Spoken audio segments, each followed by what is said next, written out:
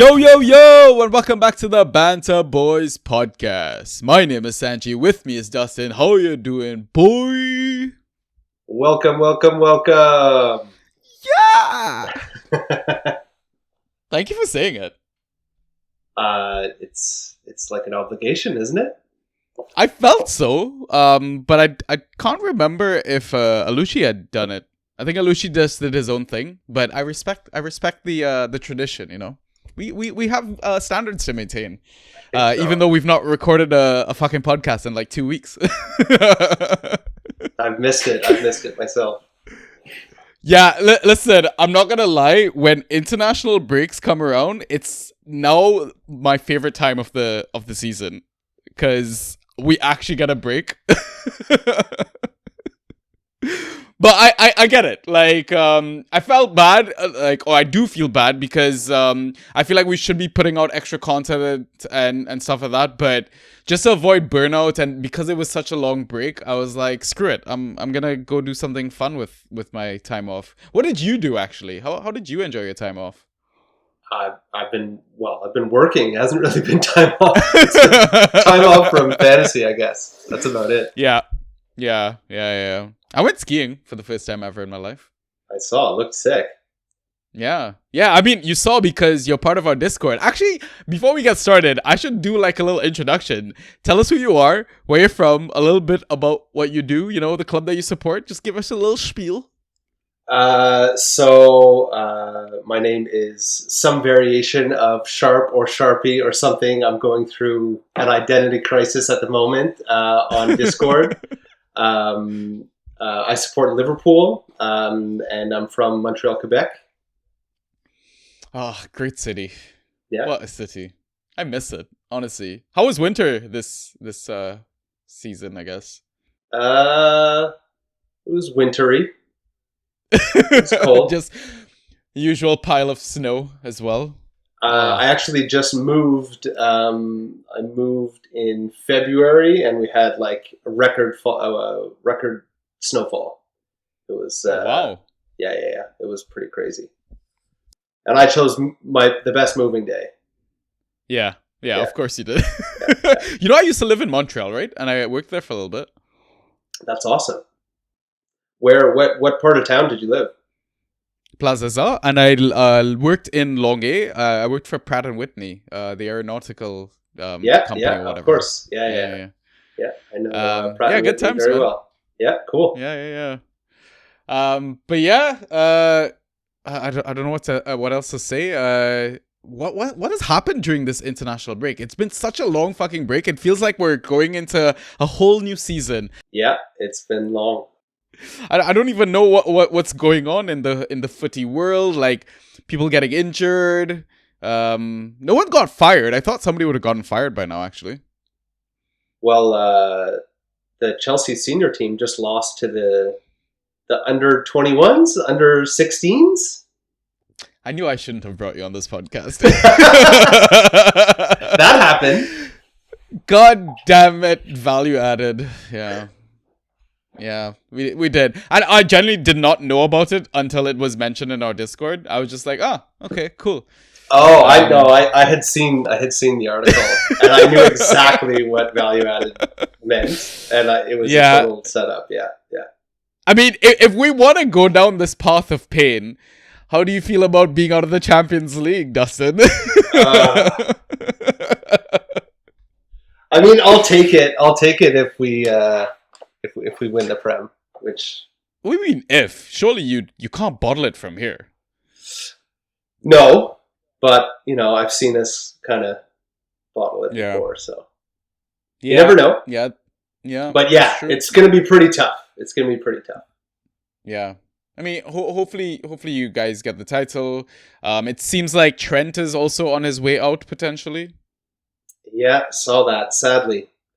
And yeah. No, I was always a big fan of Trent, so that's same tough one. Yeah. I mean, it might be a blessing in disguise because he's not been the Fantrax asset we know and love him to be under Slot. Nope. So yeah, maybe onto different pastures. I don't know if it's better. But hopefully Salah stays. I don't know. Hopefully he signs that contract. I mean, can he do another season like this? This has been unreal. I'm really regretting not taking him first and going with my heart. Wait, who did you go with first? Saka. First overall. It's still not a bad pick. Like, you can't predict injuries like that, right? I think that was just really, really unlucky. He's still a top asset in this game. But yeah, Mo is just, yeah, he's taken it to another level. And like, you know, we say age is just a number, and yeah, I think to him it applies like tenfold. And I don't see signs of him slowing down. I feel like he can play at this level for another couple of seasons at least. It's scary stuff, man. He's just unstoppable. Yeah. you know when he's starting, which he's gonna start. Yeah. He's gonna score. Yeah. It's almost always. Almost always. It's like, what happened if he didn't? Yeah, I'm absolutely lucky to have gotten him in one of my draft leagues. I think the only league I have him in, a fifth pick. Like, yeah. I think he went fifth in my home league too. I think he went maybe fourth. My home league was crazy though. Bruno dropped to 8. That's Bruno crazy. Fernandes, like, yeah. Did Foden go before Bruno? Surely Yes. he did, I think. Yep. Yeah. Foden, KDB both went before Bruno. That's no, not me. I'm not playing with that pepper let pain, man. Not me, not at all. Anyways, we should probably chat some fan tracks. I think that's why the people are here. So listeners, welcome back to the Banter Boys podcast. Hopefully I still remember how to do this given how long it's been. But we are a default fan tracks pod. You found our regular free episode. The reason I say free episode is because we have extra content that you can find on our Patreon for the low price of at least $1 a month. You're more than welcome to donate more if you think we deserve it, or you know, we might change the pricing. I don't know. We'll see. But listen, go get access, and you know, if you join our Discord, which is free as well, you could always enter a draw to get free Patreon access as well per month. We've been giving away free subscriptions, so just come join the Discord, join the Patreon. It's good stuff. But yeah, in terms of this episode, the typical format of these ones are we have 2 halves. In the first half, we do a bit of a data dump. So we just look back at the default scoring categories of the previous game week, which was a blank game week 29. And then after that, we do a league update section, results, what went good, went bad, waiver moves that we're thinking of doing, and just concerns. And then after that, we'll take our halftime pint. And then after the break, we jump back in to answer questions that we get from our lovely Discord community. But that should be it in terms of format. What I'll get Ross to do is quick social plugs. So Ross, please do that right here. Yeah, for sure. So you can message us on Twitter and Instagram. Our handles at BantaB. On Discord in the Draft PL channel, BantaBoys #6585. On Reddit, /Banta_boys. You can listen to us on Spotify, Apple Podcasts, Google Podcasts, SoundCloud, and YouTube, all under the name of Banta Boys. Okay, so hopefully you've listened to Ross. If you're listening to us on Spotify, if you don't mind going to our main page, hitting the 5-star rating button. We're trying to get to 100 reviews before the end of the season. We truly appreciate it. I think we're maybe a handful away now. If you're listening to us on YouTube, if you don't mind doing the same thing, if you're not already following or subscribed to the channel, if you don't mind hitting the thumbs up button, leave a comment as well. We always read the comments, interact with the comments, that sort of stuff. But yeah, that's all the boring biz out of the way. Dustin, is there anything... Should I call you Sharp instead of Dustin? Like, I feel like because that's how everyone knows you. Yeah, me? I don't know. I don't know. Yeah, I'll call you Sharp. But is there anything you want to chat before we get started? Or should we just dive right in? No, let's just dive right in. Let's do it. Ay, ay, ay, ay, ay. Fantasy with the Banta Boys. All right, so we're going to start with the data dump. So again, looking back at Game Week 29, it was a blank game week. Liverpool blanked, Aston Villa blanked, Crystal Palace, and Newcastle as well. So we'll start with key passes as always. The highest number of key passes recorded in Game Week 29 was 6 by Bruno Fernandes, and then 4 key passes by Gundogan. Thoughts, Sharp? Yeah, I mean, look at that Gundo in there. Yeah. I'm not surprised. I mean, Bruno, that's, it's a Bruno showing there. That's why you draft him. But Gundo, I picked him up in IGL actually for Leicester next game week. He was pretty much a free agency pickup, I think, in this game week because it's Pep Roulette. He's not always playing every single game. He's in and out the team. I mean, to be honest, I don't think he's been even scoring that well this season, right? So it was a bit of a punt for managers because before this score, I think his last start, he got 11.5 points with the assist, 6.5 points before that, 6.75. So real steady Eddie numbers. But yeah, I mean, managers that would have taken that leap of faith would have been rewarded with a handsome 16 points, fueled by his 4 key passes, obviously. But Bruno Fernandes, is that really Bruno being good, or is it because they played Leicester, right? Yeah, a little bit of both. Yeah, that's what I wanna say. But yeah, he's just been an absolute machine for key passes as always, right? Who do you think has the most number of key passes this season so far?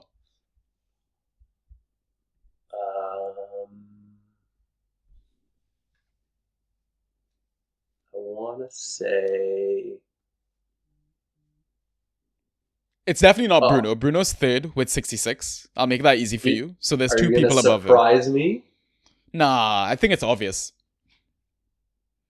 Oh my god, why am I blanking? It's been such a long break. This should be like top of mind answer, right? Yeah. See, this is what international Also, I can't remember an international break this long. But I'll put you out of your misery. Second place is Mo with 69 key passes, and then Cole Palmer, 71 key passes. Oh yeah, for sure. Yeah.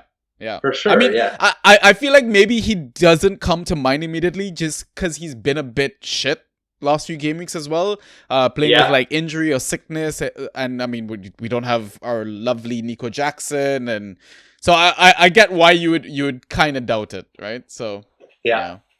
Nico's back though. Yeah, Nico's back. So maybe Cole comes back. You never know. I was telling people, man, before the break, this is like the best time to buy Cole Palmer. It's just gonna go up from here. So yeah, hopefully. I mean, there's still time. There's still a few days. So if you can still cash in, I'd say do it. Okay, next category is shots and how many were on target. So I think in terms of shots, the highest number was 4, and then after that was a bunch of 3s, and I didn't really want to list them all out.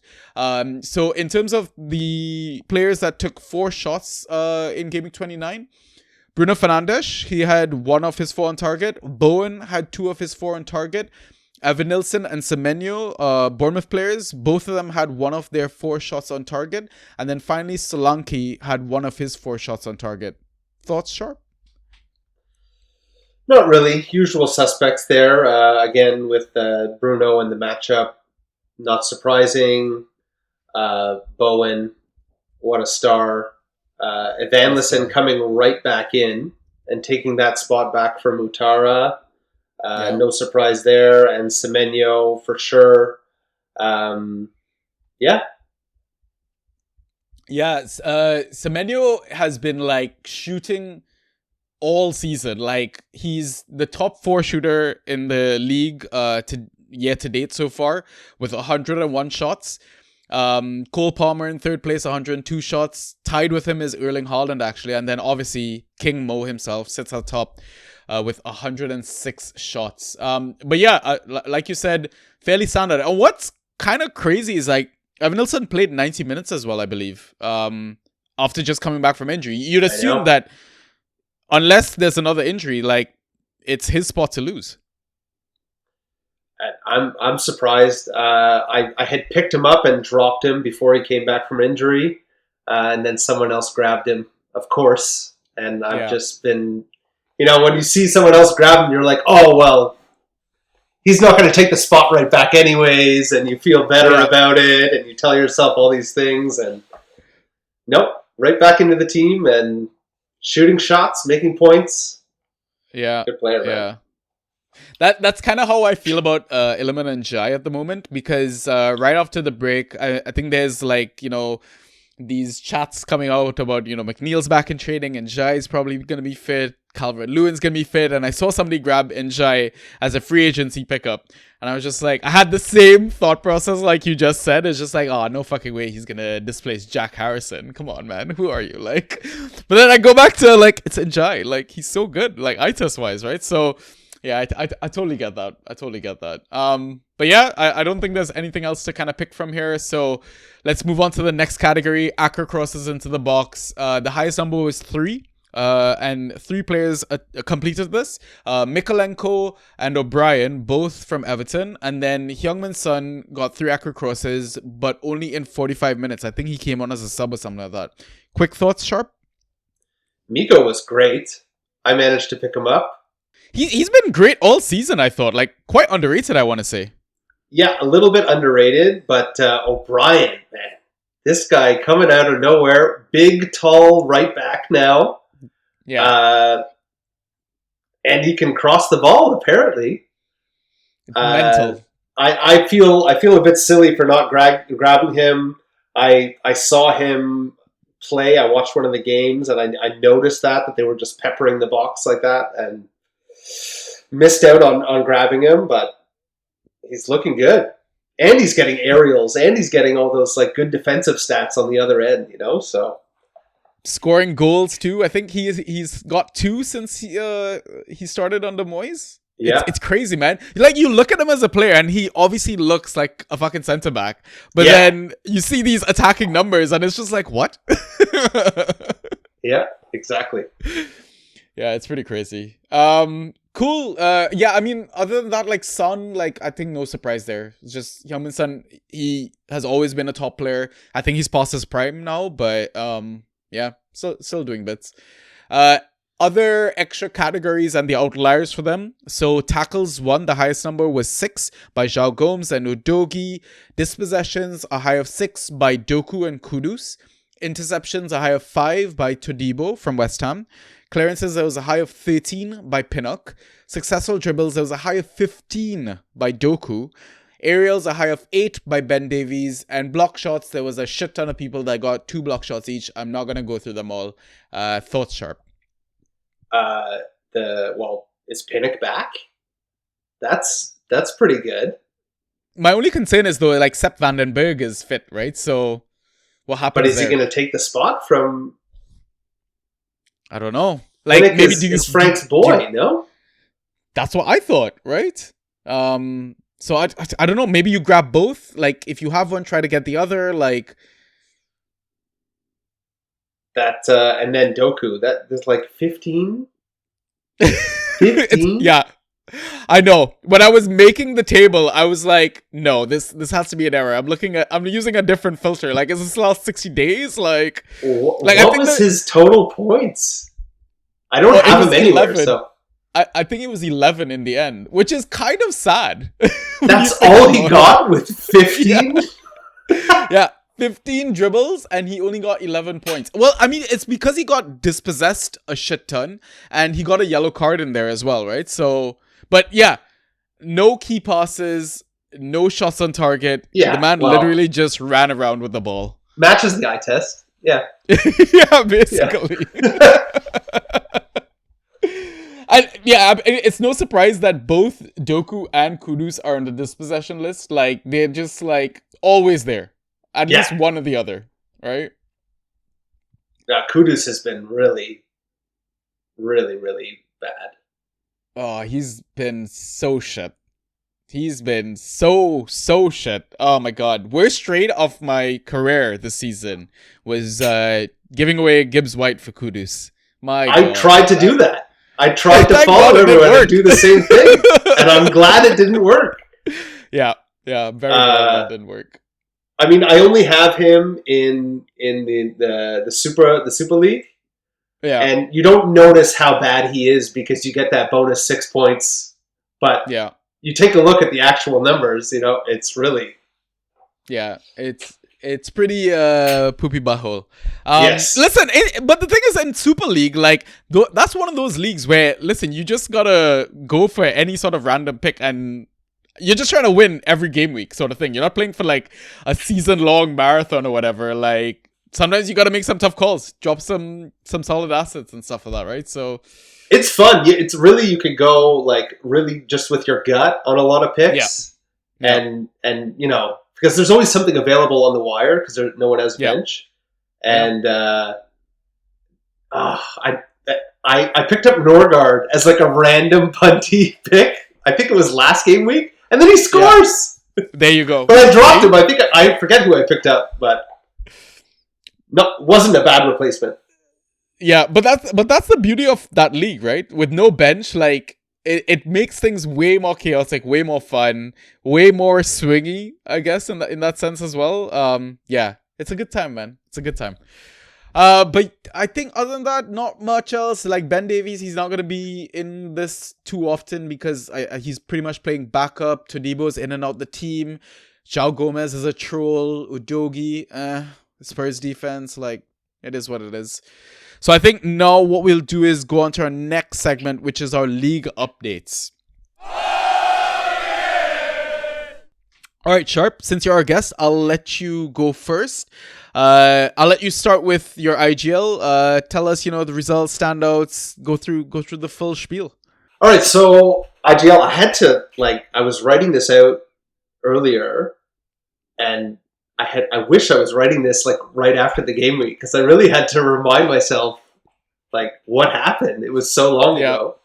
Yeah. Anyway, I lost a matchup I thought I was going to win, and it's really tight at the top in my home league right now. They're I'm basically tied for third with another person, and then second is 2 people, and first is 2 people. Anyway, really tight.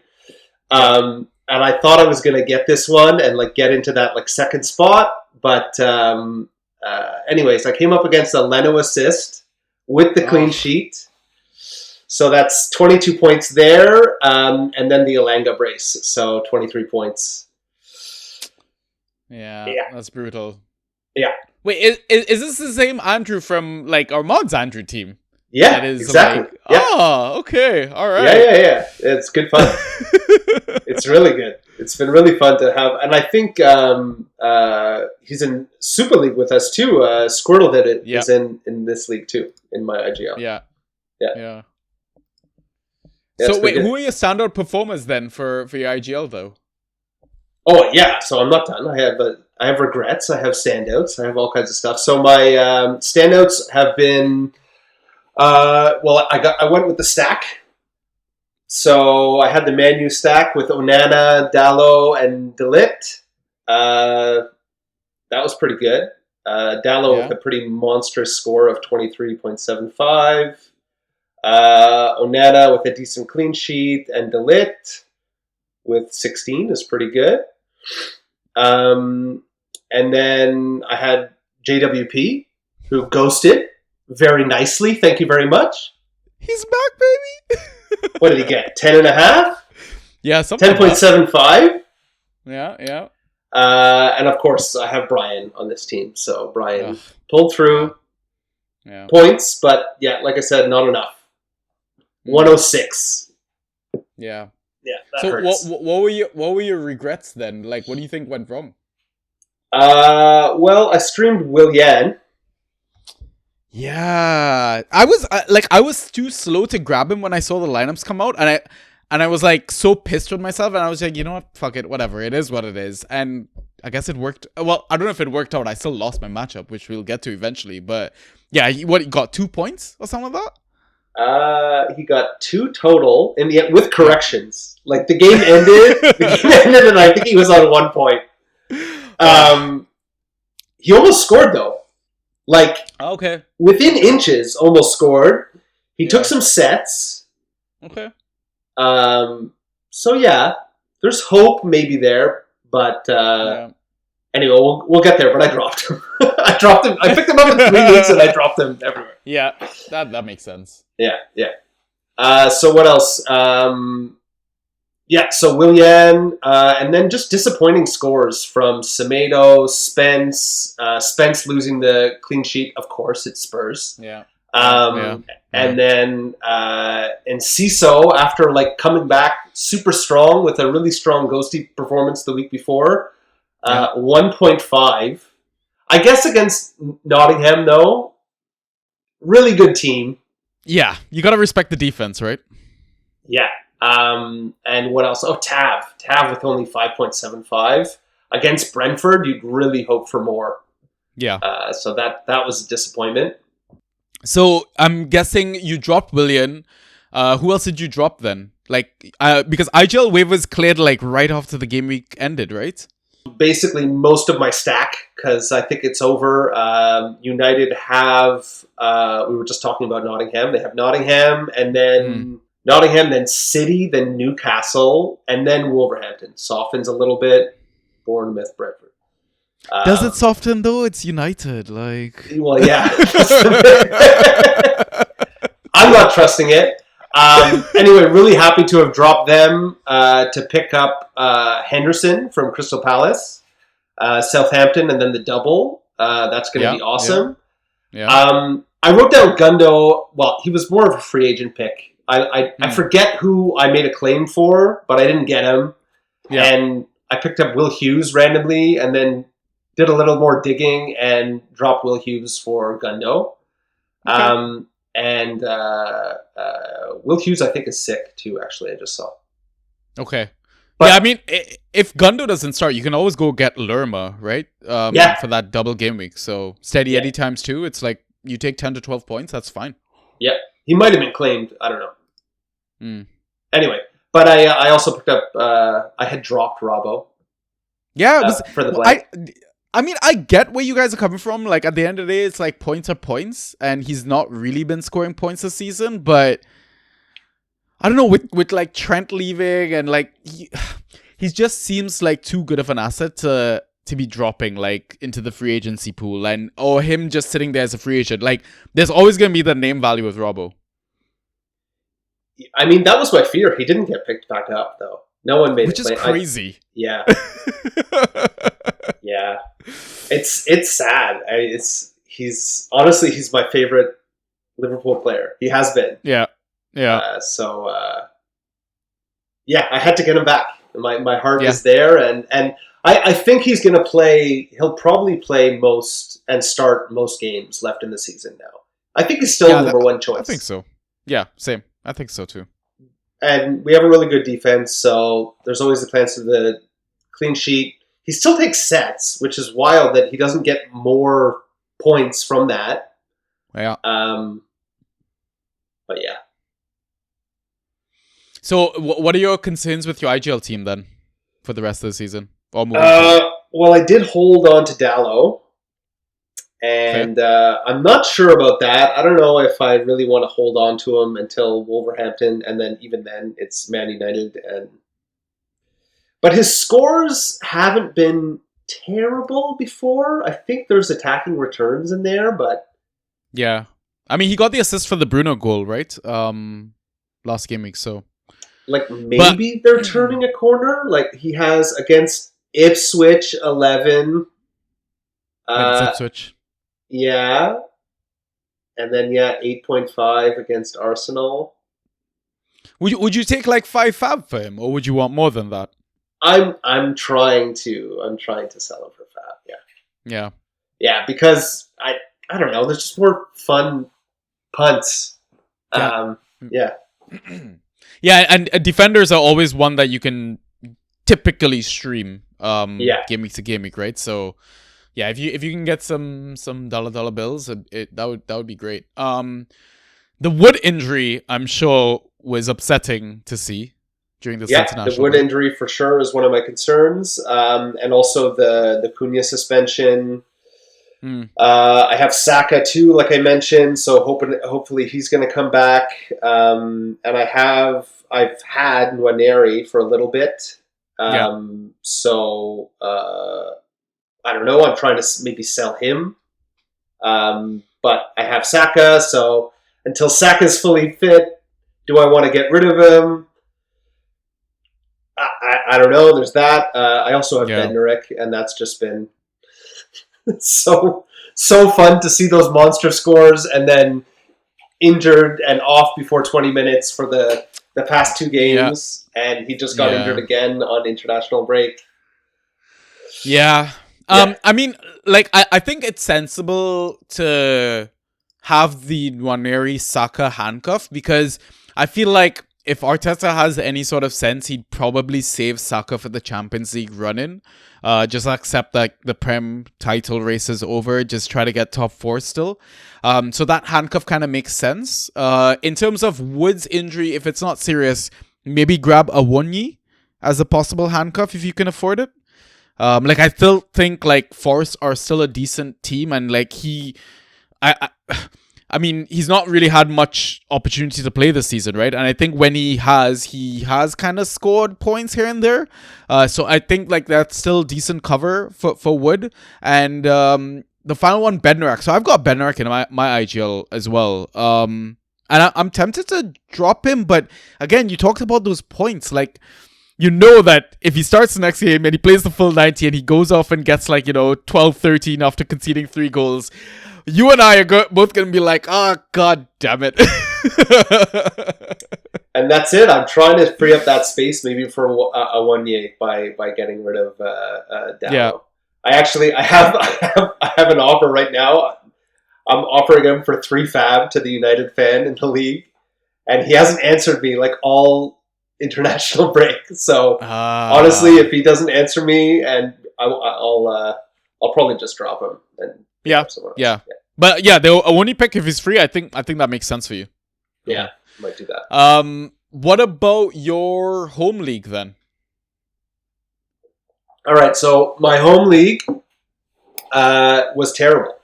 I've been struggling after having a massive lead. I think I went similar to your IGL. I think I went like 10-1 in the beginning of the season. Oh wow! Just destroyed. And then I don't know. I've fallen off. The Saka injury really hasn't helped. But anyway, I lost 63.5 to 69.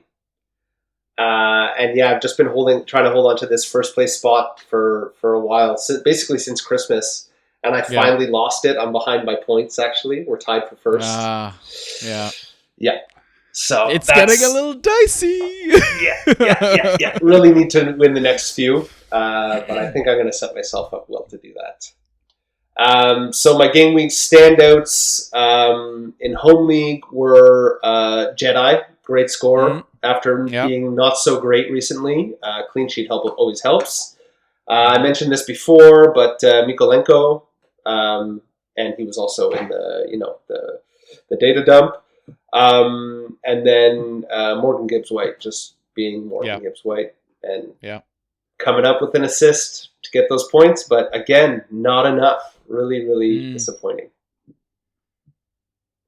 My regrets have been, well, Willian, like I said, I had the opportunity actually to go Tall Paul, and after the game started, I was like, why did I not pick up Tall Paul? And he went off and got a great score. I played Hermansen against Man United, which I thought was a great idea, but -2 there. Yeah. And it was tough because I never do this. I'm the most I don't care about goalkeepers person there is. Yeah. And I decided to hold on to Pope for the double game week and play Hermansen when I could have dropped Pope and picked up Tall Paul and still had my options. Yeah. And I didn't, and then I got this terrible score with Hermanson, and then I had to play Adama off the bench, and he also was terrible, even with the high line and Yeah. a tired Spurs. And I think he finished with -1 or something. All right. Yeah, I mean, holding on to assets like at this point of the season, I think we had a chat about it like with value added fan tracks, Elliot. Yeah, you gotta make tough calls, man. I think you just gotta drop people, be ruthless as well. Like, there's no point in trying to stash, especially a goalkeeper, Sharp. Especially a goalkeeper. But this is lesson learned, and I wouldn't beat myself up too much about Tall Paul, because from what I remember, Tall Paul came off the bench and got the points as well. Like, would you really have started him with him benched? That's like I thought he started. No. He came off the bench. Oh. Yeah. Yeah. That makes more sense. Yeah. It makes you feel better. That makes you feel a lot better. Because it was like, in hindsight, I looked at the matchup and I was like, I don't know. My weekends are crazy. I have a daughter, so like sometimes checking lineups is like very quick and like on the side. So that makes sense that I didn't pick him up then. Yeah, the Hermanson one, I remember talking about it on the waiver pod, actually. I think I had alluded to the fact that I had him when they first played United, and he did such shit, and I was just like, I always like looking at the split scores every now and then, just to see if like how they perform in that exact matchup early in the season, and I was just like, you know what, I'm just gonna avoid it, take the points that you got in the previous game week, and just try to go somewhere else. And it's also it's United. Like, sure, they put like 3 goals past them or whatever, but United are still a shit team. Like, they don't strike me as a team that are going to provide a goalkeeper with a lot of saves to make, because Garnacho's like missing the fucking goal half the time. So yeah. Honestly, it's definitely something to kind of learn and move forward with. Did your home league have waivers, by the way? They just ran. And I'm pretty happy. I dropped. Who did I drop? I dropped Mikolenko. I have a lot of defenders in this league. I think I've shared my lineup a couple times in the Discord. And they rate my roster. I have Dean Huijsen. I have Jedi, like I mentioned.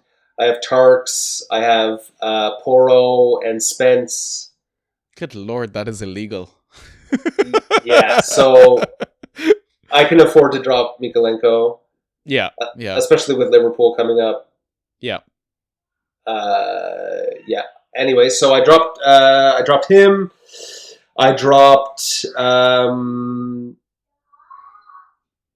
who else? I dropped Miko, Hermanson, my extra keeper, Willian, like I said.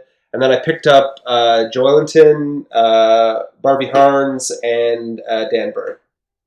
Oh, a Discord favorite, Barbie Harns. Yep. I hope he plays. I hope he gets more starts, more minutes before the end of the season. Just to stick it to individuals in our Discord, you know?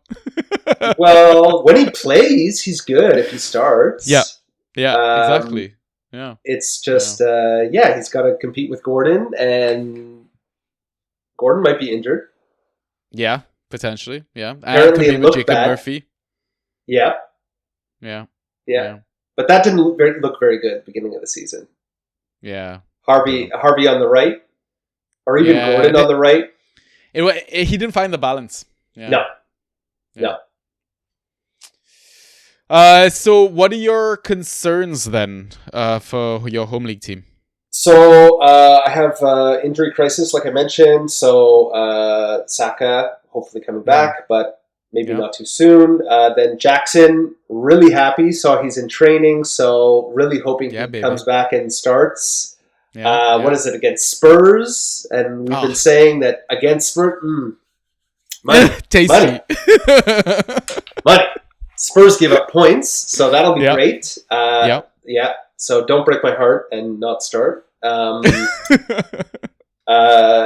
Then I have too many defenders, so I'm holding on to Spence as cover for Poro, because Poro, even though he makes points in fantasy, Apparently, he's not very well liked for the team.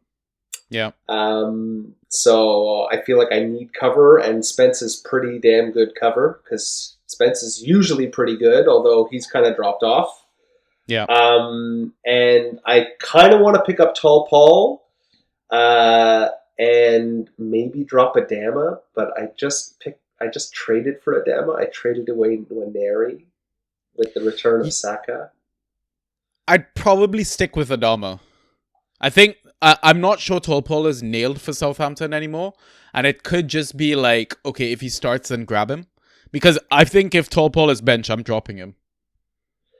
Yeah, that's the thing. I wonder exactly if Adama is my streamer spot now, or like I said, I just have too many defenders and I need to drop one of them. I'm just, what if Adama doesn't start again? He's playing Arsenal too. For this game week, he just doesn't seem super valuable. Whereas like Paul, if he starts versus Palace, I think I like that more. Yeah, I get it. I mean, then what you could do is probably just drop the assets and, like you said, keep that waiver spot, or just like a free spot in your roster that gives you the flexibility to kind of adapt to the twists and turns of the game week. So I think that is a great option as well. So yeah. Cool. All right. Shall we go into my car crash? Yes, please. So, we'll start with IGL for me. I had a loss, 96 to 111. So the game week ended on my birthday. Had I won my matchup, I could have won my IGL league, but it was not to be. No title gift. I still have an 18-point lead until game week 35. So really, I just need to win just one game and I've got the title. God, I really hope I don't go on some next level losing streak. I really, really hope not. But I'm going to chalk it down to the fact that I didn't have Mo. Like, my bench was absolutely wild last game week. I had a bench of Salah, Nico Jackson, James Ward-Prowse, McNeil, and Chris Richards. Like, that is like the perfect bash team, I think. Possibly, right? But standouts were Lindelof. Same like you, I streamed United Defenders against a Leicester team that cannot score goals at the moment. Bellegarde as well. He's stepped up massively since Cunha has been suspended. So I'm gonna, I think, hold on to him as well for another game week because Cunha, I think, has one match and then he's back. Bowen as well, I've got him in my IGL. He just kind of churns along attack returns every now and then, even though West Ham still don't seem like they've figured out their attack. I don't know what I could have really done in terms of like the score or whatnot. Like, I came up, like, I was winning, I think, by like maybe 30-40 points going into that final game of United versus Leicester, and I was coming up against Onana, Dalot, and Bruno Fernandes. So I was like walking around the Harry Potter studio tour because that's what I did for my birthday, and I'm just like, I'm seeing the fucking notifications coming in, and I'm like, God damn it, 2-0, 2 assists by Bruno. The last thing I need is for him to score a goal and Dalot to get an assist. And I don't know if anyone's have ever been to like the Harry Potter studio tour, but when you get to the final section and you do like the walk around of like the castle model, there's this like button you can press to like set off like fireworks like on screens on the background, and just like it just like lights up the model. Somebody pressed that button and I look at my phone and a notification goes off and it's the fucking combo I didn't want. I was like, you know what? Yeah, okay. I'm just gonna accept it. I'm not gonna get it. Birthday beats it is. But yeah, it is what it is. No regrets, like I said. In terms of waiver pickups though, like we mentioned, IGL already processed. So I dropped both Lindelof and Sulemana, and I picked up Bednarek and Keane Lewis Potter. Keane Lewis Potter, by the way, another underrated soldier, I think, of this season. He just keeps churning out ghost points and probably has been one of the best forward threes for any roster this season. Definitely. I've never had the chance to pick him up. He's been taken in every league except for my home league. Yeah. But in my home league, because he plays OOP, he gets goals against. Right. And the point structure is different too. He doesn't make as many points. So no, he's still been rostered every once in a while. He's just more of a streamer. Yeah. I get that, but no, like we've gotten to the point of the season. Everyone has figured out everything, knows which are the good assets, which are the bad assets. Like more likely than not, he's probably already grabbed in your league. But same thing like you with Bednarek. I'm like, do I maybe drop him? Go grab like a Harry Maguire is free, something like that, or like same thing like you. Just keep that spot open in my roster and just have that flexibility, right? But it is what it is. I'm hoping I can finally get the win. Maybe this game we can just get, just win the league. I just want to have that headache over with. But my other league was DPL. I had a loss there as well, 72 to 83. Man, I did not have a good birthday, Fantrax wise. I'm just like, it's all coming back to me now. Great birthday otherwise. Terrible fantasy. But the worst thing is, like, I scored 72 points. My opponent only played 6 players and got 83 points. And to rub salt in the wound, he benched Strand Larson, who got a brace, Evan Nilsson, who I don't think scored but still got double digits, Mazraoui, who got double digits because of the clean sheet, and then Ryan Nuri, who I think got close to double digits as well. I basically got absolutely fucking cooked. But I'm one... Yeah, I know, right? Who did he play? That's what I'm like. Let me look back at it. Like, who did he actually like face? Because it was just mental. Like how badly I got beat. Okay, going back to Gaming 29. So he had Bird Leno, 22 points. Yeah. He had Christian Norgard, who you mentioned as well, 21 points, and he had Marmouche, who got the goal and the assist, 24 points. So yeah, it was like written in the stars for me to just lose this matchup, I think. Yeah, it is what it is. But I'm 1 win behind second place, 4 wins behind first place. Because it's DPL, it goes down to Gaming 38. There's still hope for me to somehow pull off a miracle. I'll take second place at this point. I don't think I can catch first place, who's Joe from the Draft Society, but one can dream, right? I believe in miracles. Let's go with that. In terms of regrets, again, no regrets. I wrote in my notes, they don't think it be like it is, but it do. I don't know if anyone knows that saying, but waiver picks, they haven't processed yet because I think they're running them in the most sensible way possible, which is after the FA Cups. Let everyone enjoy the international break, let all the dust settle, and then everyone is well informed to make their picks. Can't really discuss those yet, but I will be doing a waiver pod as well before that, so you guys should keep an eye out for that on the Patreon. But yeah, that's it. Those are the league updates. Do you have any questions for me? Anything? No? Nope. Okay, cool. Those are the league updates. So now what we'll do is take our half-time pint and we will be back after the break with some questions. So we'll see you in a bit.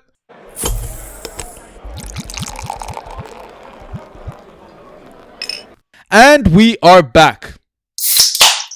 So, what you drinking, Sharp? I had to go and get some Guinness for Nauru and the boys. Hey. So I'm drinking Guinness.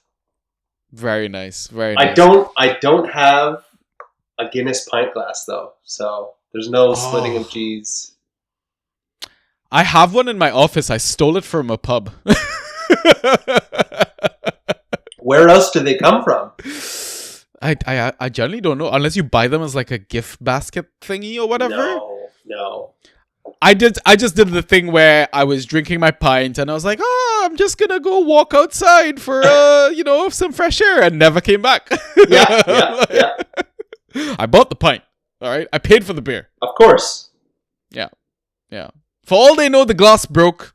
I safely discarded it, but it sat in my office and it is my my cup for my water. Which I probably should not have said on air because I know now that Pi is gonna come bash me for that. So, yeah. We've got some questions in our Discord. So I'll take the first one. From No Riley. He wants to know how many points for Everton from this fixture run. So Everton's next 5 game weeks, basically. So away to Liverpool, at home to Arsenal, away to Nottingham Forest, at home to Man City, and away to Chelsea.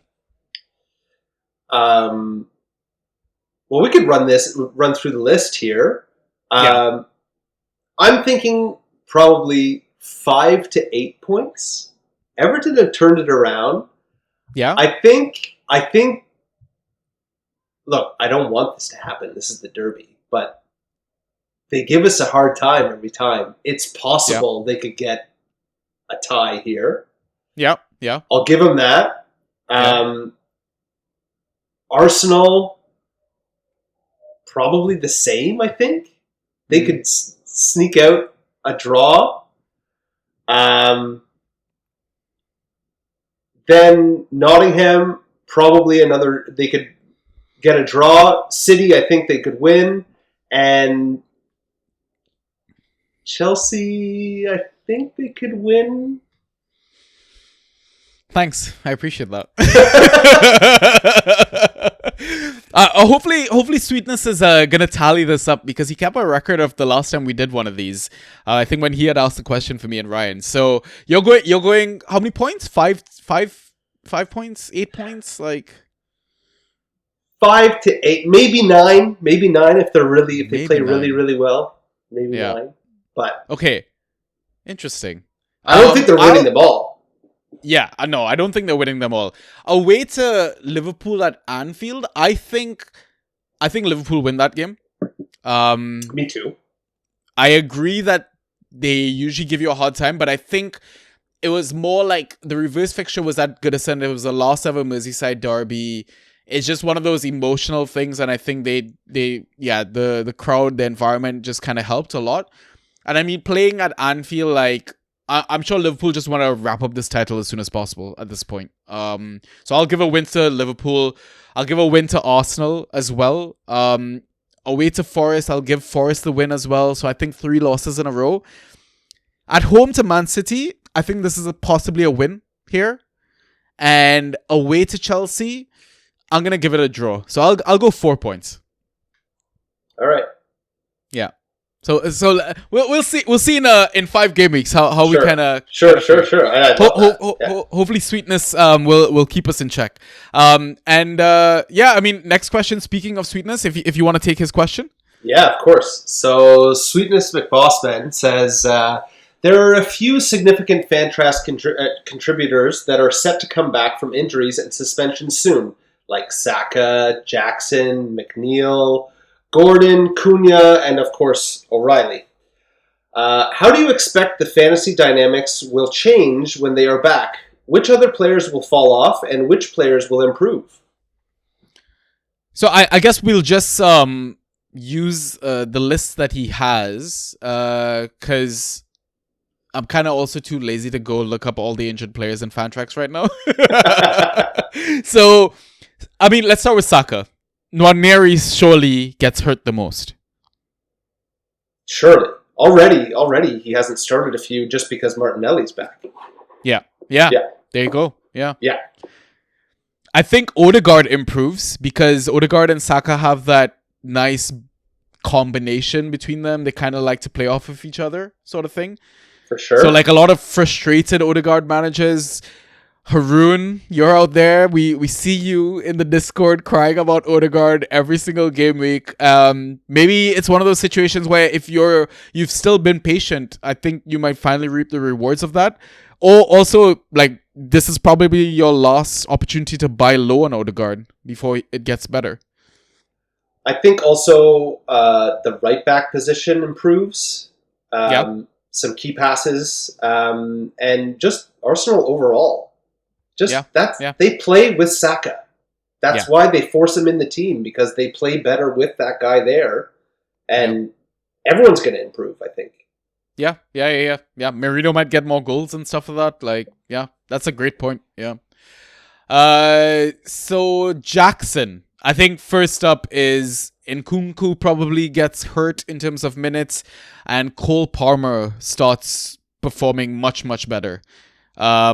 Also, Pedro Neto probably drops off a bit because now he's going to go back into that wide wingerish sort of position, not playing that backup Nico position, let's call it. Yeah, I think as well.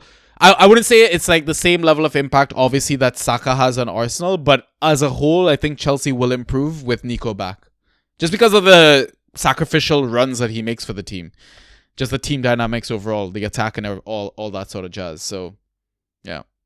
I mean, we've seen it with the drop off in Palmer. I think it's kind of a little bit coincided with Jackson. So yeah, 100%. Yeah. McNeil, this one is a fun one. When was he healthy last time? I didn't draft him at all, so I knew that he was going off the beginning at the beginning of the season, and everyone was like, "Oh, McNeil's amazing." But I don't know. They had a different manager then. Yeah. I don't know. Like, I remember a time when McNeil, before Dyche, was not that great. Yeah, he had a bit of a lull. Like, he was, I would say, like a 8 to 9 point player, per start or whatever. But yeah, Dyche kind of unlocked him, went back to his old Burnley ways, plus 10 points per start player, arguably like close to like 14 points at one point this season. But yeah, he's not really played most of the season. We don't know how Moyes is going to utilize him, but it could be a bit of a minefield at this point, right? Players like Jack Harrison could get hurt, Carlos Alcaraz could get hurt, Doucouré, if he could get hurt even more. Sets might get shared around as well. Like, and the thing is, Everton are safe as well. Like, they're not really playing for much else. Yeah, that's true, and that's why. So, like, why risk bringing him back too soon? Yeah. And I feel like a lot of us get stuck in this situation where it's like, oh, well, you see the fantasy points, and it's like, well, the manager has to start him. But, yeah. Maybe Moyes likes the way Harrison takes the sets, and Yeah. even though it's like a no-brainer, you need to give all set pieces to McNeil, that doesn't happen, and he doesn't make points anymore. It's amazing. Like, when you said that, I immediately thought of Buonanotte for Leicester. Like, we all know he scores points. Why isn't Rude fucking playing him? Like, exactly. Yeah, that's a great example. Honestly, that's gonna be very unpredictable. And maybe you can, if you still own McNeil, you've held on to him.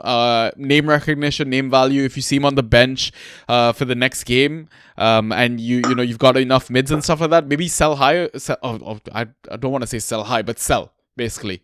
There will be somebody out there that's interested in McNeil, I think. So. I don't know, actually. Like, if I held on to him, I think I'd... Like, you held on to him for this long? Yeah. You want to keep him. I would have sold him a while ago. Yeah, that's true. Maybe he has more value now, but... Yeah. Well, in the league that I've got McNeil, in my IGL league, I've got Jack Harrison there. So I feel like it's not really a cuff, but it is kind of, like... Yeah. So yeah, we'll see. And like, yeah, even like Njai coming back, Calvert-Lewin, like, Everton, it's like a good headache for them, but a terrible one for us as fantasy managers. Gordon, surely Newcastle just improve on a whole, like, for sure. Yeah, no brainer. He must have been so gutted to like miss that cup final, and they fucking won, like. I know. Oh yeah, sorry about that, Sharp. Sorry. Yeah. I'm so sorry. It just went fun. Yeah. We'll quickly move on then. Cunha. Well, I don't know, actually. Well, Wolves as a whole improve. Yeah. My fantasy team improves. Yeah. Would you count yourself lucky that his ban hasn't been longer, like, given the shenanigans he's pulled this season? Yeah, I've been lucky twofold. He's done some really silly things. Like, it's wild. It's wild, and these fines that they pay, they're like. I'm glad I'm not getting these fines. These are crazy amounts of money that you pay keep playing football. I mean, these guys make a lot of money, but still. Oh, I just thought of a wild idea for a Super League next season. What happens if the players that you own, the fines that they get is like a percentage of the fab that you need to pay to like the Oh my bank or God. something? Could you imagine? It would be a real risk to roster Acuna, that's for sure. Yeah. And finally, O'Reilly. Is he ever coming back, man? I think we finally accepted that, maybe it's not this season. Maybe next season. He could be a hidden gem, possibly. You never know. I just saw he's supposed to be back. Him and March are healthy. Fingers crossed. We can bring the stickers back, the display pictures back. If he comes back, he's a streamer. I'm not going up to grab him. It's already like a minefield, that team. You don't know who's going to start. Yeah, that's a great point. Yeah. But if he starts, every time he's started or he's on the field, he's taking sets. Yeah. Yeah, it's hard to say how he kind of impacts the Brighton dynamic. It's like you said, there's so many cooks in that kitchen. Like, you never know what combinations he's going to roll out, whatever permutation that they've had. Like, I'd be very curious to see, like, in terms of, like, different or unique lineups, like, where Brighton kind of stand in that. That's maybe something to kind of look into, like, how much Hüsler's kind of rotated his roster. I think I saw somewhere it's the most.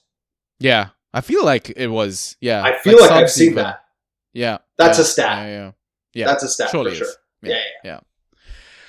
All right, I'll take the next question from 32 Chickens. It's that punting time of the season, and with playoffs in mind, which teams and players do the panel think deliver well on game week 38?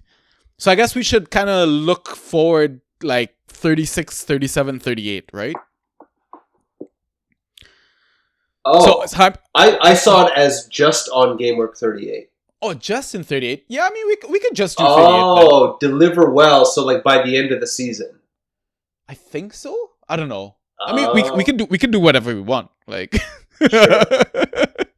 let's just do 38 then. Fine. Assuming that you get up until the finals or whatever. We can go in terms of like club by club. So Arsenal, Southampton. Like, obviously, you're going to try and get an asset, but I don't think you're going to be able to. Like, maybe you'll get a streamable defender, but even then, I don't think you'll get anyone. Like, you might be able to get a Partey or a White. Yeah. Maybe White is available, and you might play the last game. Yeah, I mean, if Arsenal go deep into the Champions League as well, they'll probably play some kids as well. So maybe Nwaneri comes back into the thinking.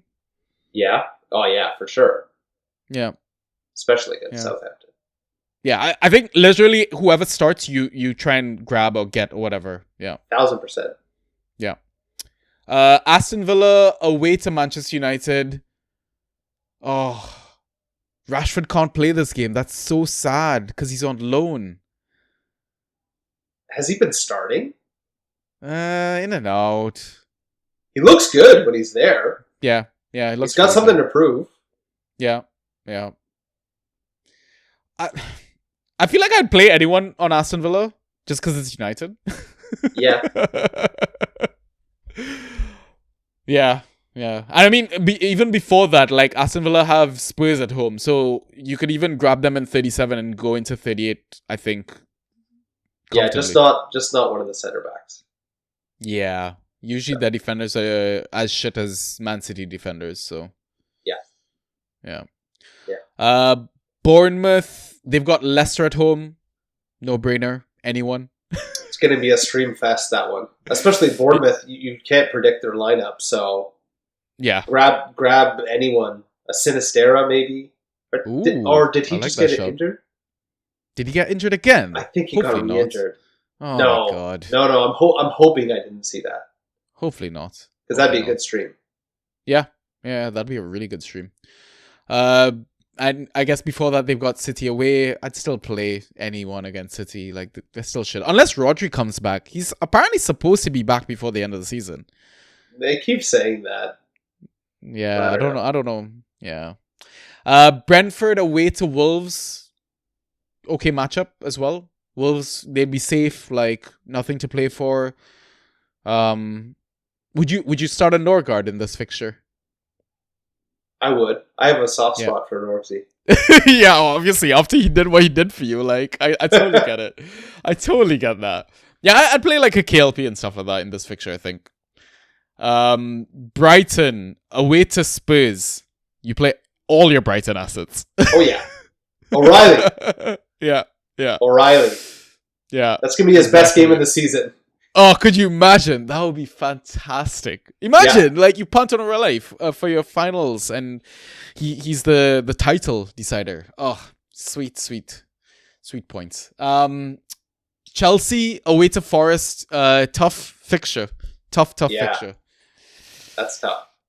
Yeah, I'd stay away.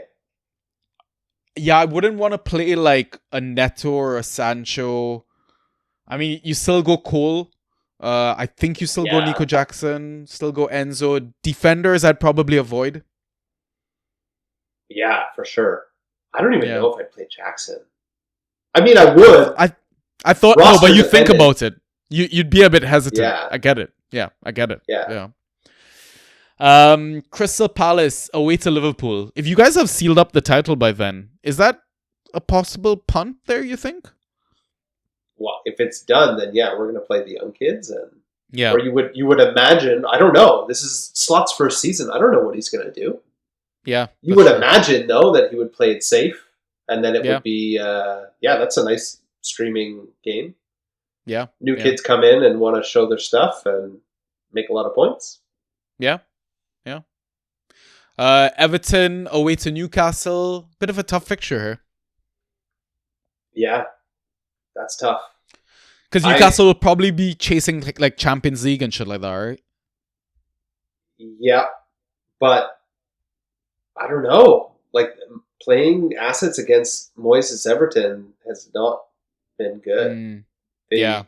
It's like anti-points. And I think Yeah. at one point before Dyche got sacked, I think you were saying the opposite. It was like play everyone against Everton, you're going to make points.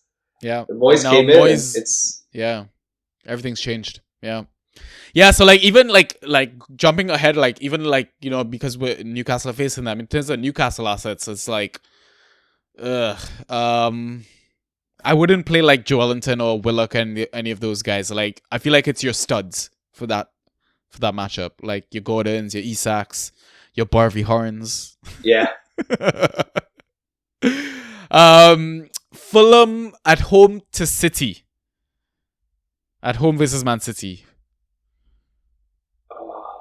Anyone but their centre backs? Yeah. I don't know. Not anyone. Like, I don't think Lukic is it if he's not taking sets. That's true. Yeah. I wouldn't start. Andreas dependent. Didn't he get like a goose egg when last game? Yeah, don't remind me. I played him. Not last game, or the it's game true, before huh? that. Yeah, don't remind me. I played it. Yeah, okay, that's fair. Yeah. Ipswich at home versus West Ham. Assuming that they're not staying in the Premier League. Also, another thing that kind of plays in my head as well with a lot of these like last couple of game weeks, like 37, 38, I try to back the home team because it's like their final home game for the season. It's like party time. The atmosphere is going to be absolutely fucking pumping. So it's like, do you maybe take a punt on like a couple of Ipswich players here? Because it's like their final hurrah in the Prem, that sort of thing. Yeah. Yeah. Right? I mean, against West Ham, although Potter has really tightened them up and made them a lot more defensively sound. Yeah. But their attack is shit, so then do you punt on the Ipswich defense potentially? Like an a O'Shea? Greaves? An O'Shea? An O'Shea? Yeah, I potentially. like that, actually. Yeah. If Leaf is maybe O'Shea floating made a lot of points recently. Last game week, I think. I think he got the assist. Oh, is that why? Yeah. Because I think I saw he was starting in that right back position again, and I was like, oh, no, stay away. But, okay, makes sense. He made an assist. Okay. Yeah, on some set piece thingy or something like that. Leicester, we're not looking at any assets versus Bournemouth. I don't think so. Maybe Buena. Yeah, maybe. That's a stretch. Liverpool Ndidi? assets. Oh, indeed. No, I think I'd just avoid. Yeah. You're right. There's better matchup. Yeah. Liverpool. So you know you're talking about kids and all that sort of stuff. Is there anyone like you'd possibly take a punt on? So like Chiesa, I think is a great example. If Chiesa starts, are you going there? For sure. What a player. He's Yeah. a great player. Until the injuries and everything like that. What a Fantastic. player. Yeah. Absolute world beater, really. Even though he missed the final, he's pretty much the reason why Italy won the Euros that season as well, right? So Yeah. any other Liverpool assets or kids you think would get a chance? Does anyone comes to mind? I guess Harvey Elliott maybe get some minutes or something like that. Yeah, for sure. I mean, I think we said it earlier. It's anyone who starts that game, really. Yeah. Anyone that's going to get the start from the academy, they're all amazing kids. They're going to do something for sure. Yeah. Man City, like I'm still not going to play any of the defenders against Fulham away at Craven Cottage. Like, and I think all the other studs would probably be grabbed. Man United assets at home versus Aston Villa, like I think same thing here. It's like it's a stud situation. Like I don't think I want to be risking a Hoyland or a Zirkzee given how terrible they've fucking been all season. No. Newcastle. I almost streamed Hoyland, and I didn't last game. And he got a goal, didn't he? And he got a goal, 11 points with the goal. Yeah. Oh, so terrible. So bad. I would have won my home league if I. I get why not go there, right? Like, I remember Jeannie came to us in chats and was like, should we punt on Hoyland? And I was like, no, like he's probably gonna ruin you, and he got negative points that game, so like I completely get it. We talked about Newcastle facing Everton, tough fixture, so only play your studs. Forest against Chelsea, I think you can literally play anyone. Like Chelsea might be a bit on the beach if we've already secured Europe and all that sort of jazz. Southampton's final home game versus Arsenal, would you take a risk anywhere with anyone? Like, no, agreed. Spurs at home versus Brighton, could be a fun one to punt on. Yeah, I don't know if I'd stay away from defenders. Yeah, agreed. Yeah. Well, any streamable defender. Yeah. You know, like I'm going to start Poro if he starts for sure. Yeah. But the attackers you could probably stream are like Tell, who else? Odebear, maybe? Yeah. Richarlison, potentially? For sure. Yeah. I mean, I really dislike the guy, but yeah. There's a long line there. West Ham away to Ipswich. We talked about their defenders being solid, Potter improving that whole structure. Attacking wise, maybe Evan Ferguson. Yep. He scored a brace over the international break. Oh, okay. All right. I might be wrong. At least a goal. Goal. Maybe not a brace. Yeah. Somerville might be back by then too. Yeah. Right. He looked good before he got injured. Yeah, he did. And it's a promoted team, Ipswich, right? You never know. Like, Ipswich are definitely going to try and attack at home, I think, which might leave them susceptible to attacks at the back. So, yeah, like some West Ham punts there. And then finally, Wolves at home versus Brentford. I mean, obviously, you go with your Cunhas and stuff like that. But outside of that, like, I'd be a bit hesitant to start their defenders. I think Brentford, like, they just seem like a team that can score in any fixture. Yeah, I agree. Yeah. Cool. All right. Do you want to take our next question? Yeah. So the next one is from Senor Golazo. The commission and I are hoping to improve engagement from our home league, and we're looking for ideas to do that. Currently, we incorporated a League Cup that has a cash prize as well, weekly high score prize, and final standing prizes. What other ideas can you offer to aid long-term commitment from owners who fall off after Boxing Day? I mean, I love a good forfeit. We've got a lot of those in our Discord. Yeah, forfeits are great. I have that written down, or like a loser trophy at the end of the year. Yeah, yeah. I wrote. So these are ideas that we have in my home league. We have a whole other Excel chart of like extras. Amazing. Yeah. So and off the top of my head, we have more than this, but like we have a prize for most amount of bench points at the end of the season. Right. Love that. So yeah, if you go through the season and you just think like you made the wrong choices all season, but you have the most amount of bench points, you get an extra little cash prize for that. Prize per top scorer per position. So if you have on your roster someone the best defender or best forward or whatever, I actually dropped Tarkowski last season to stream and try and win the last game week, and I forgot about this, and someone else picked him up, and I lost this category because of that. Damn. Yeah. Then we have prizes that people vote for, so like best pickup of the year. Okay. Yeah. I think we have like best like draft, like without, and like sometimes it's obvious, like it's like the first round draft pick, but yeah, I think this year, you could definitely say Salah, even though he was drafted 5th. Yeah. That's it off the top of my head, but we have a bunch. But like that's really fun, is to add like little extra things in there, and I think the forfeits are great, or like some kind of like disincentive to like doing so poorly that you want to try. Yeah.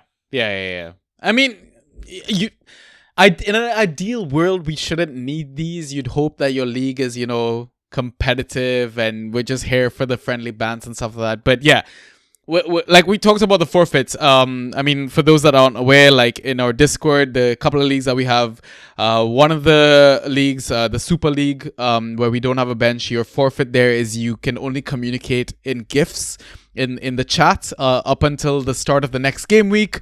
And then in our Bash one, the forfeit is if you get the lowest score of all the managers in the game week, then you've got to do a presser. Which Sharp, you've had the pleasure of doing one. I did a presser early on. I've been outdone for sure, because I think there's been some really good ones. Some high quality production. Yeah.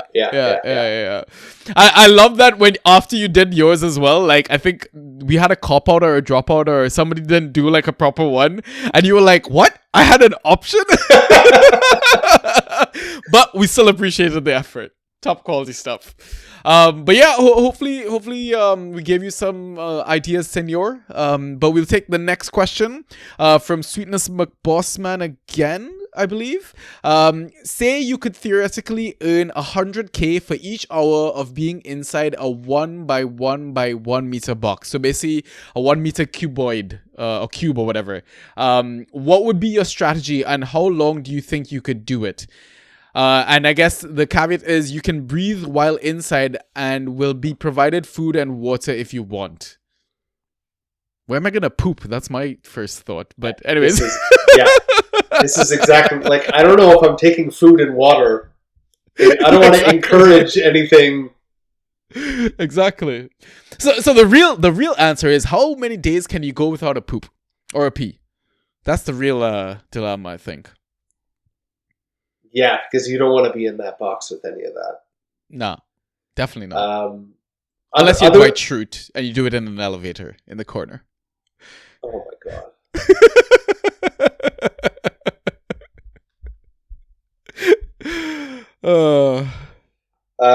I was gonna say, like, the bathroom thing is a big factor, but I was gonna say I would just try and like change positions a lot. Like, you don't want to. Yeah, 1 meter isn't that much room, I guess. No. I mean, I don't know how tall you are, Sanji, but I'm 6'2", and that would not be nice. Oh, you beat me by like an inch. Well, for both of us, I honestly, unless you're a meter tall, I don't think it's going to be a very easy. That's very true. Yeah, I guess you'd have to like just sit in a ball for like as long as possible, which wouldn't be fun. And try and I'd change position to not like get a cramp or I don't know. Wait, does this box have Netflix by any chance? But $100K for each hour. I mean, I'd probably put up with it for like at least 12 hours. I think you can. You think you could do 12 hours. 12? 12 hours in a box if I knew it was $100K per hour? Fuck yeah. But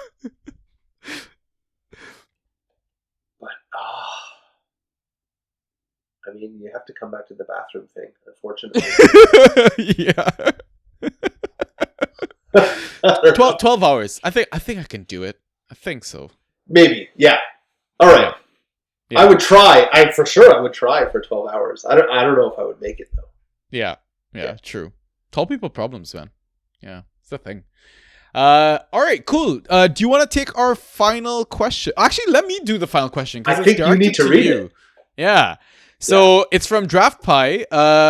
Sharp, my man. Or should I say Sharpa DM? One of your many names at the moment.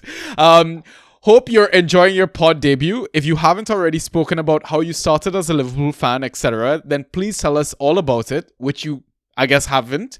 And secondly, who is your favorite non-obvious Liverpool player of all time? Well, I can knock the first one off. I think I mentioned it already. Robbo has been my favorite since he joined. Yeah. I just love the shithousery, and Yeah. he plays the position I play in real life too. So there's a bit sick. of that. Okay. So Robbo.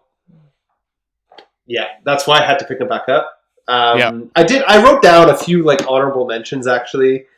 But they're not people. This question blew up in the pods channel illegally. Yeah, I know. I went in and I was like, what the fuck's going on, guys? And I mean, you guys will have to forgive me because I haven't been a fan for as long as many of you have. I mean, I'm from Canada. It's, I didn't grow up with this, unfortunately. I wish I did. Yeah. There's Robbo, probably like Robbo, Matip, Gini Wijnaldum, real soft spot. So I picked up Virgil in my first fantasy season ever in 18-19. Not smart. I think I was second overall, and the faces, we did a live draft, and the faces on all my friends when I picked Virgil as second overall was unbelievable. Lallana, even Lovren, Origi, Shaqiri. Yeah. Shaqiri good is for like a an long ball unsung out there. hero, man. Yeah. But yeah, so I've been a soccer fan because my grandfather, who's German, he introduced me to soccer when I was younger, but not so young. So when I was in like high school. Yeah. And he was from Bremen, so that's Werder Bremen, and they've been in and out of the top flight there, and not easy to watch soccer. So I would watch with him, and like I didn't have like a big history. I actually, I'm gonna lose respect for this, but or maybe this gained some. But I was a little bit of a Real Madrid fan for a little bit, just because I visited when I was in high school, and like bought the kit there and stuff like that. So. I thought I was a fan, but didn't really know. But really, I started to become like really, truly more of a fan. I met some friends later on in life who were Liverpool fans, and they had lived overseas, and so they were fans of Liverpool, fans of the Beatles too, and also, like, the history of the club is pretty similar to the Montreal Canadiens, which is the hockey team here. Yeah. I'm actually more of a like a football fan now than I am a hockey fan, because I love this game so much. Yeah. But yeah, the Habs have like 24 Stanley Cups, which is like the top flight trophy, and Liverpool debatably have the most. Yeah. Also, and have, well, they, when I became a fan, they had this long drought, like the Habs have been going through. Yeah. So like for 30 years, I became a fan in, well, I think you can only become a fan when you buy the kit. So I'm wearing it. This is the first kit that I bought. I bought it in 2016. So Okay. Yeah. it's been 9 years. It's been 9 years, and I love the team so much. Like I said, the history was really similar to something that I was familiar with, and I had an attachment with that. And yeah, some are going to say I'm a bandwagoner because it was right on like the rise, and they started to do better. But I was a bandwagoner because my friends were fans, and it's a lot easier to watch with them and root for the same team than to pick another team. And I love the team. Yeah. I kind of get that, like, with my Chelsea following history as well, because I actually supported like Inter Milan before I started supporting Chelsea, just because the Italian league was much bigger for us when we were growing up, because I mean back then you had your Maldinis, Ronaldinho was playing, Adriano, like there's some top players in Serie A. But yeah, I completely get that. That's a wonderful story, man. Thank you for sharing that. Oh, yeah. I hope I didn't ramble on too much there. No. You're speaking from the heart. It was lovely to listen to, man. But yeah, thank you for sharing that. But those are the questions, and that is the pod. Sharp, it was an absolute pleasure having you on the pod, mate. We need to do this again, definitely. I didn't realize how many fucking Liverpool fans are in my Discord. Yo, thank you very much for having me. Yeah, mate. Yeah, it's an absolute pleasure. You want to say anything about? Again, I'm not trying to make this like an ego boost or whatever, but do you want to maybe mention how you kind of found the community and talk about the Discord, and any words of encouragement for any listeners out there that aren't part of the Discord yet? So I found the pod. I've been a listener for a while, and the Discord was mentioned a couple times, and I hesitated for a little bit. Like, I don't even know what this is, but I reached out and I joined, and it's the best. Guys, come join the Discord. Like, it's just such a good community, and like, come contribute, and like everyone gets a little bit out of what they give to it too, and it's really nice. And it's come join the Discord, guys. It's like there's a space for literally everyone and everything. Like, it's not just fantasy football. We talk about food, we share vacation pictures, we share music, TV show, movies. Like, really, it's like a brotherhood, honestly. It really is. And I'm absolutely buzzed that you're a big part of it, and you're a big presence in our Discord, which I absolutely love. Cannot wait to see what other Sharp related names you're gonna come up with. I have a list now. I have a huge list. Amazing. All right. Listeners, thanks again for tuning in. I know it's been a minute, but there's going to be a lot of content coming your way now that football is finally fucking back. It's been forever. Obviously this weekend's FA Cup. Keep an eye on what's kind of played out, because there's a lot of Premier League teams that are in it still. So like any key injuries might open up some waiver options, free agency options for the game week, which starts on the Tuesday. But as always, if you have any questions, feel free to DM me on any of the social medias where you can find us. But again, best place, like Sharp mentioned, come join the Discord. Free to join. All you got to do is DM me. I'll send you a link, and yeah, we take it from there. But until next time, guys. Peace.